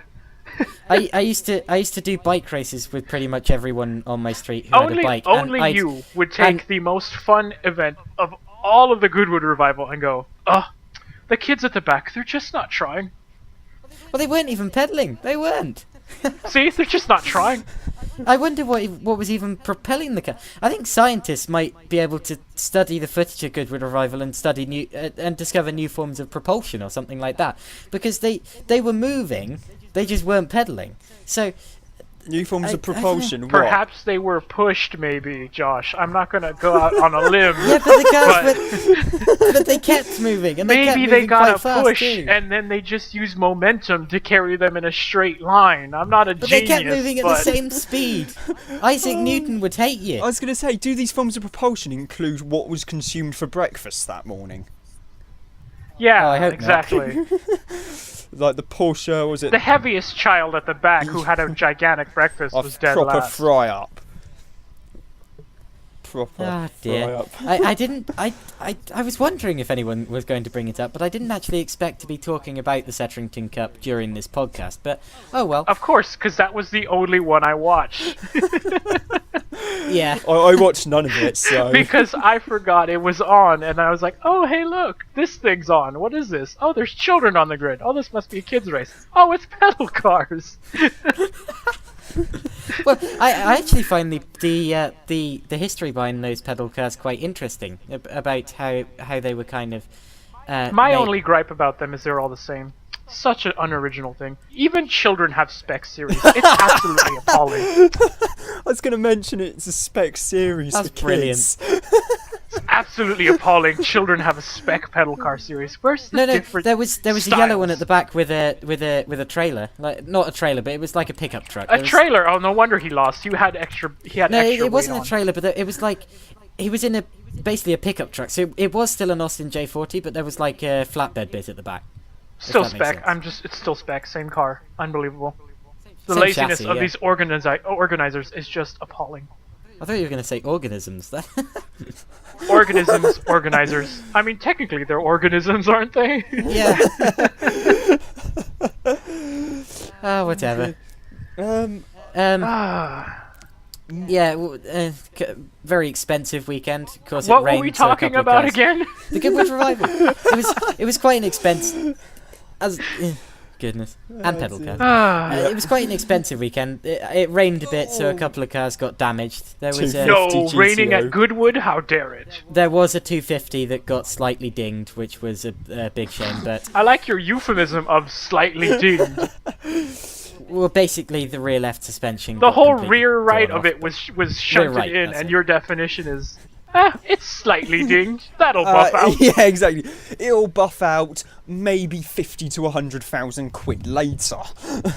Multi-million-dollar car. Yeah, it'll buff out. Just a flesh wound. No sense crying. Yeah. Tis but a scratch, I think, as was said. Yes, exactly.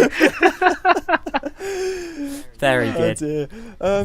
There was a Cobra that had crashed as well, wasn't there? There was, but that looked to be just bodywork damage. That really was just a flesh wound. Wow, your So- your definition of these priceless cars is amazing. Oh, Well, it's just bodywork. to be just honest- put another panel on it, be fine. I really do not think that the suspension would have been damaged any or much, if any, at all. So Man, I want you as a mechanic for anything. That'll just be fine. No, that's Try- not a fuss. No fuss at all. trust me, Forza, you do not want me as a mechanic for your car. But It was a joke. Of course, I don't want you as my mechanic. Oh dear. If you want a project, then I'm sure I can find one somewhere. I can find one, give it to Josh, see if it falls apart as soon as I start it up. oh my goodness, Oh dear. Oh. it'll probably end up upside down or something, like just in the workshop. Oh, are you without me Lawrence even driving Vanthor? That's great. That's amazing. And it'll be on fire. So you are Lawrence Vanthor then, I don't know who that is. the guy who flipped the Audi in the car. Oh, I know who Lawrence Vantor is. I didn't think you said Lawrence Vantor. I heard something like No, I Lord- said Lawrence Vanthor because Oh, that's Lawrence his name, Vanthor, not Tour because there's I- an H in it.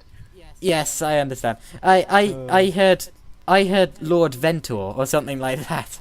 No, I said Lawrence Vanthor. I need my ears checked, honestly. No, but it's yeah. just because I didn't say it the English way. That's why you just didn't want to say that. Yeah, but Lawrence Vantor has to actually drive the car to flip it over. So I can do better than that.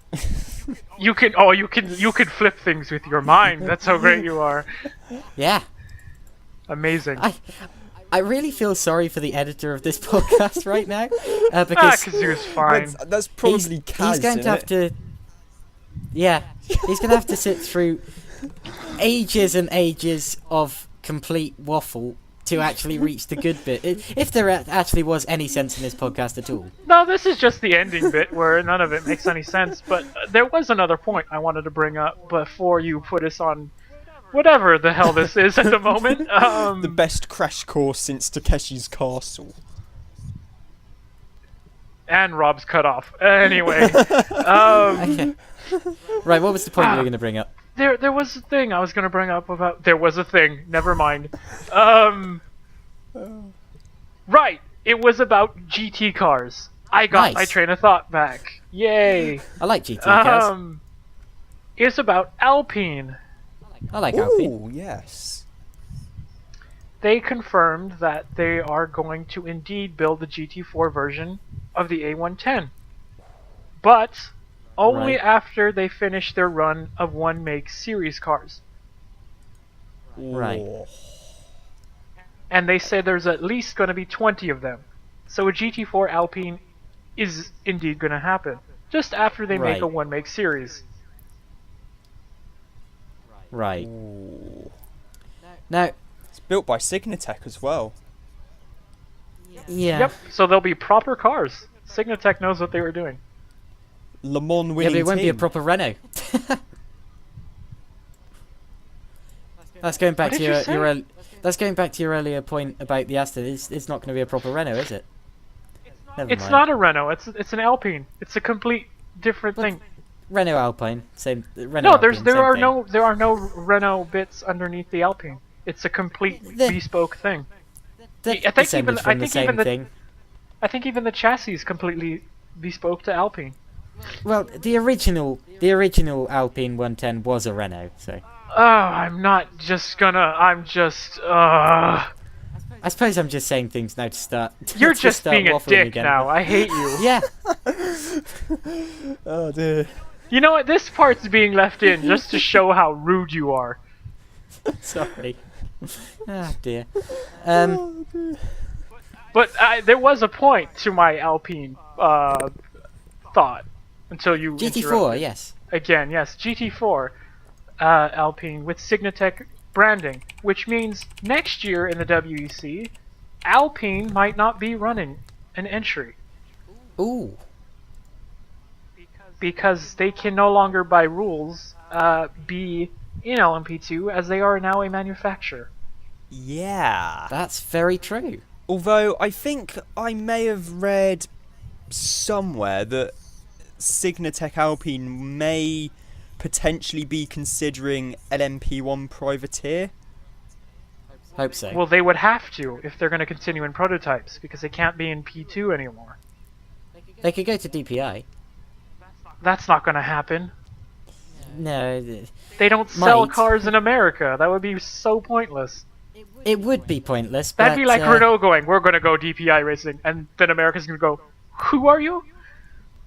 Yeah, it would be pointless. I just said they could because they could, but Yeah, they're not but going it's to. pointless, so they're not going to. Josh, b- Josh, yeah. just pointless, pointless, pointless. I can imagine that car will actually. It will probably do quite well in GT4 racing because it just seems like the kind of car that would.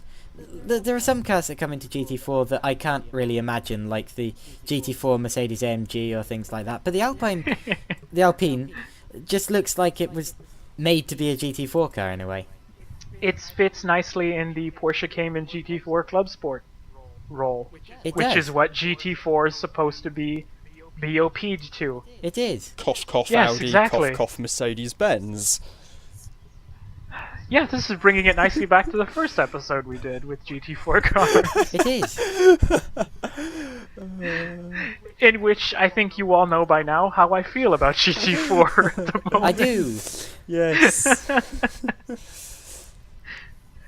Ah, dear. But Alpine Anyway. would make a wonderful addition to GT4 grid.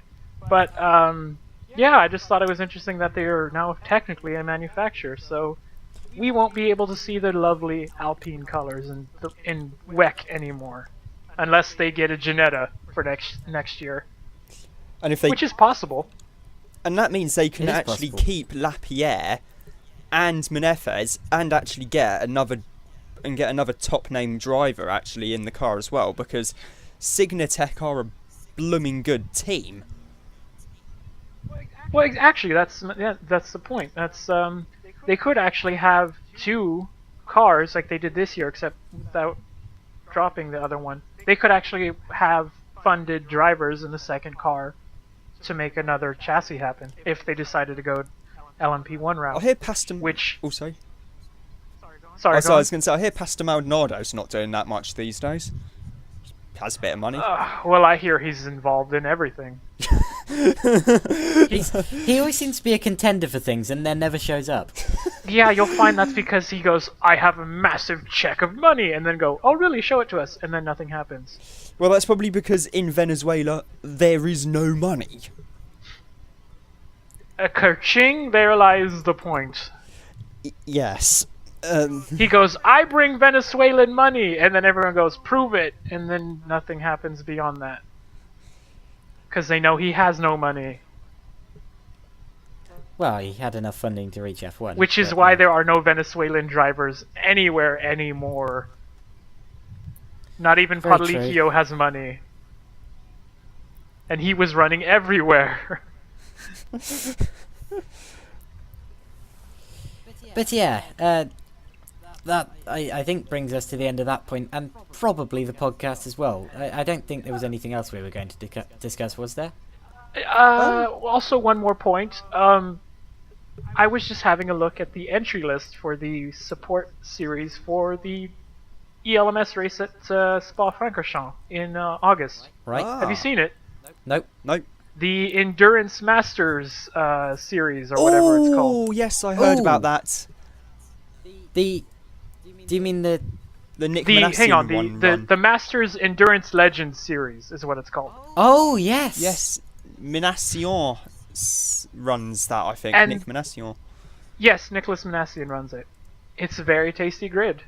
It's Ooh. it has an Audi R8 from the ALMS in 2005. Nice. There's a Roll Center Racing Dallara Judd Oh. Nice. that ran at Le Mans in 2005 with Joao Barbosa and Vanina X on the entry list. Nick Manassian will actually be driving in an old Peugeot 908, Oh. which was an X factory car that he ran in. Well, that's going to win. And then Matthew LaHaye will run a Pescarola 01 Oh. that Onroke is preparing for them. Nice. Nice.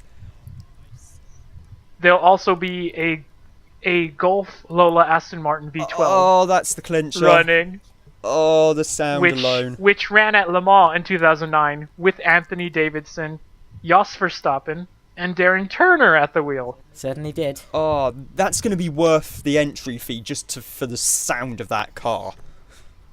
I know, isn't it? And You there's don't also you an don't X- even need to pay to get in. You just stand outside the think it's- gates and you've got your money's No, worth. I think isn't it free though? The LMS weekend, because don't they share with? Oh, it is, isn't it? They share with Formula Renault something, don't they? I think it is free, yeah. Yeah, so it might actually be free. So there you go. Well, There's Robert, get down to Spa.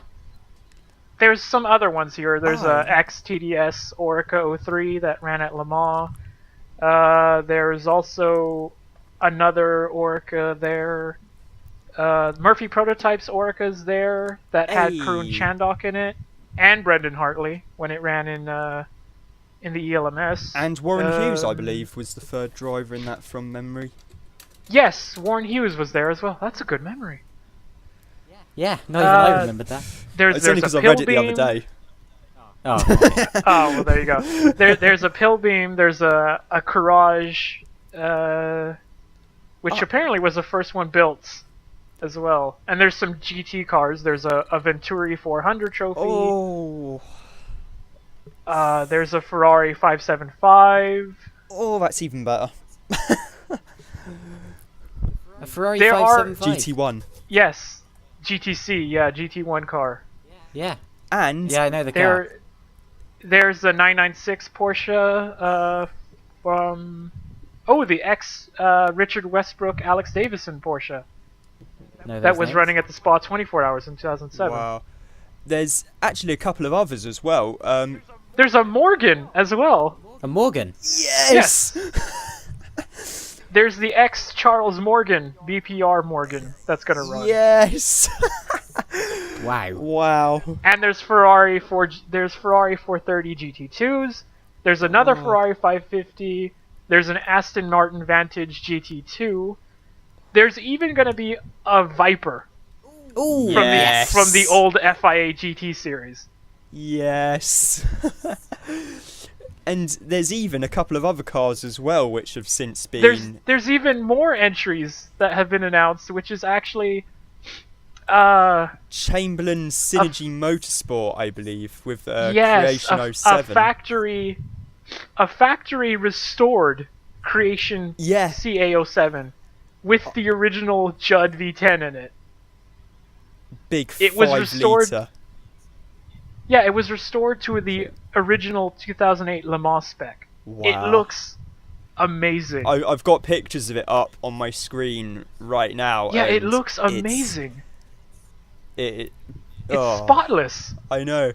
And Max Chilton was actually testing an ex-factory Zytec Arena Motorsport LMP1 as well at Watkins Glen. Yes. With the car, which... I thought... Also? No, I was just going to say, which I thought was amazing, because it was purchased from the original team that ran it. Yeah, and it's believed to have actually run once at the Silverstone 1,000 kilometres back in the day with Max and his older brother Tom Chilton driving. Yes. And just want to also quickly say, get well soon, Tom Chilton, as well. He's missing the BTCC round at Silverstone this weekend, but the team have got... Why is that? Under the weather or something? He's had an operation. Oh, okay. Well, I was technically right then. And the PowerMax Racing team had to find a replacement at short notice. Thankfully, there happens to be quite a long gap in the World Touring Car Championship right now, so a certain Mr... Would that be one Mr. Rob Huff? Yes, it will be I just one read Mr. that. Rob Huff. That'll be really Yes, interesting. it's actually his first BTCC race in 13 years. Wow. Wow, okay. Since his first and only season driving for Seat back in 2004. He's been doing some TCR recently, you know. Yes, he has. Driving for, I think it's Leopard Racing as well. It is indeed, yes. And he's been doing very well in that, actually. Never actually... I don't think he's got a podium yet, but he's consistently been in the top 5, I believe. Yes, and just going quickly back to the LMP1 news, the Kravontic 24H Proto Series at Spa is going to have a Pescarolo 01 with a Judd engine. A Pescarolo? A Yes.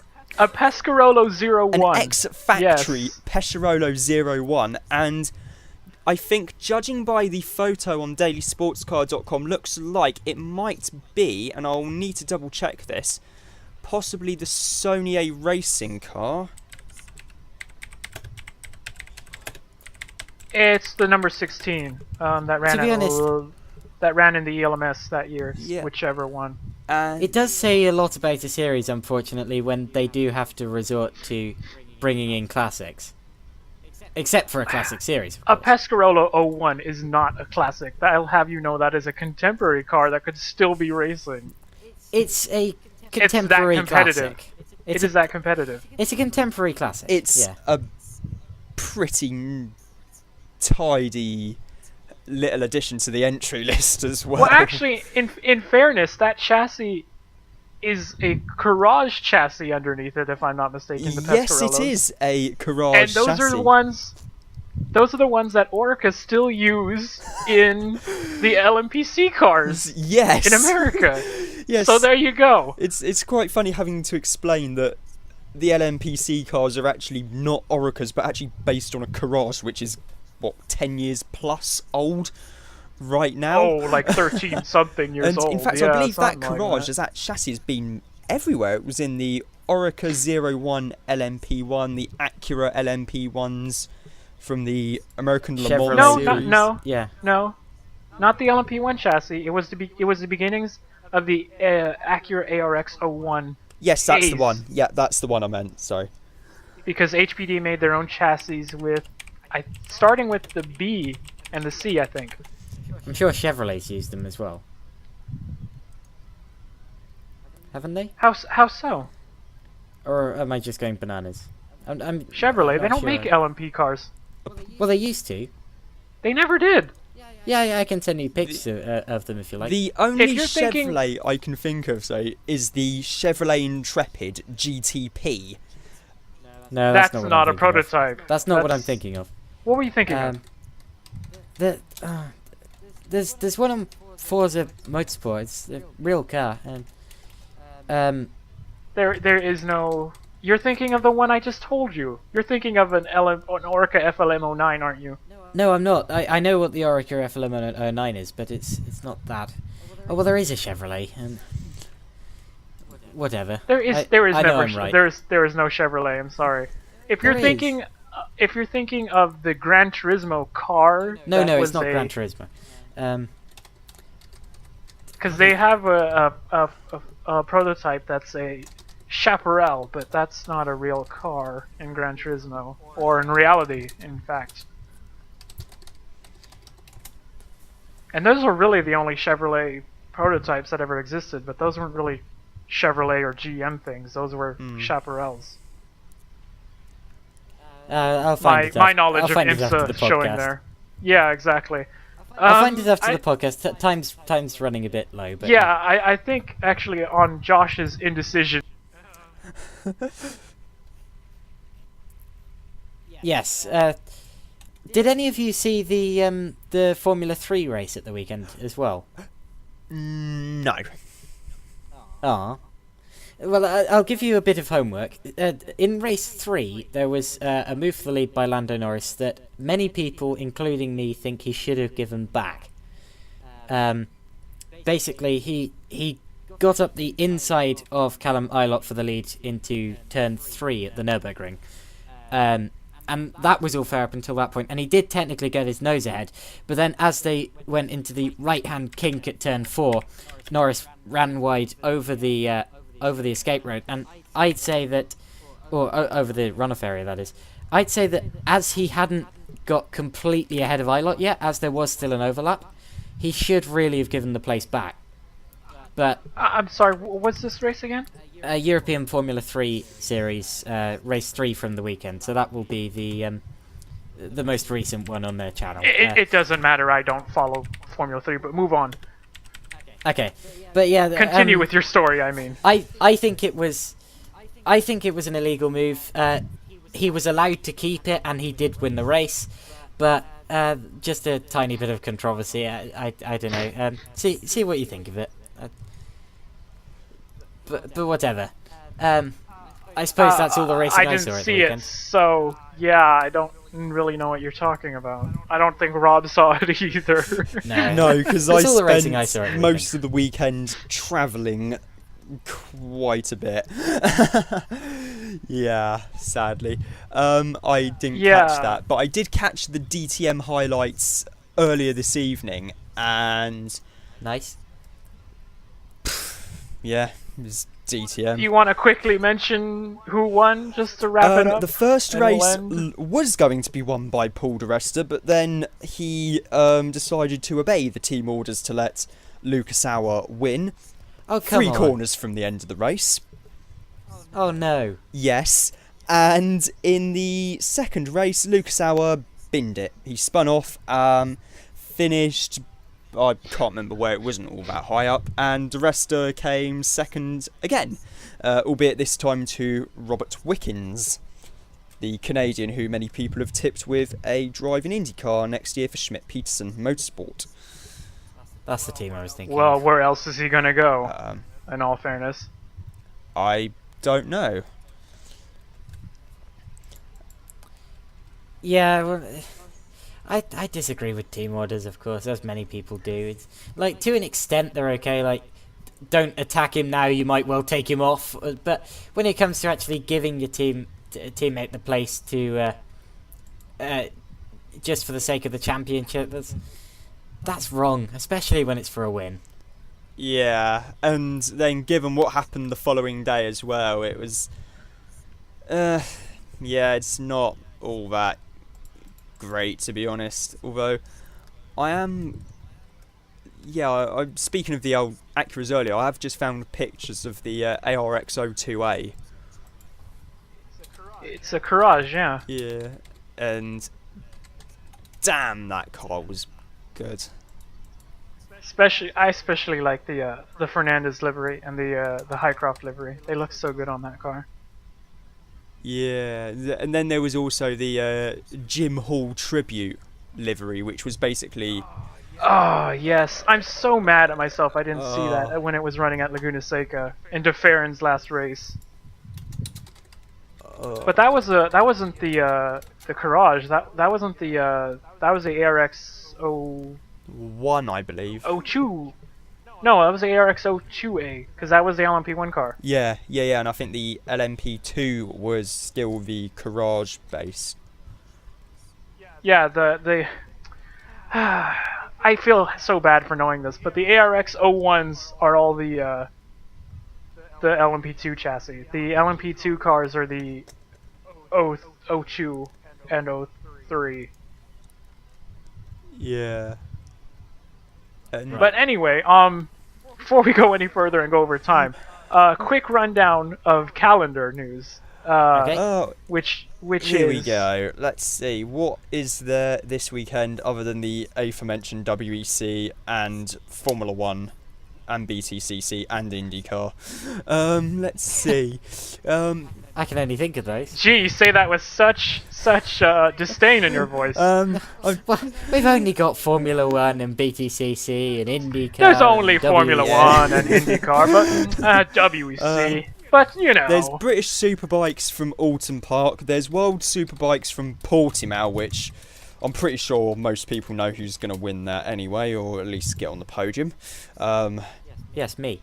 I was thinking Johnny Ray. God, because... No predictions, just calendar, please. And there's also the NASCAR, which we mentioned earlier, at Chicagoland. That's... Yes, all 3 series as well.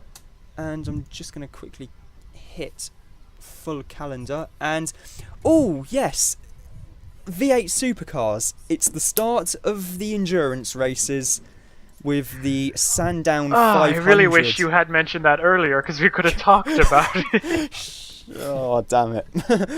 And you can actually get that in the UK now as well. There's a new sports channel on free-to-air TV in the UK, which I think might actually be broadcasting that race live. So I've got to retune both TVs now at home. Yay.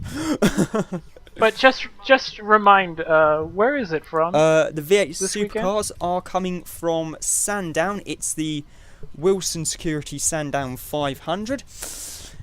And... yes, the first of the endurance rounds. Yep, yes, that's right. The prequel to a certain 1,000-kilometre race on a certain mountain a few hours from Sydney.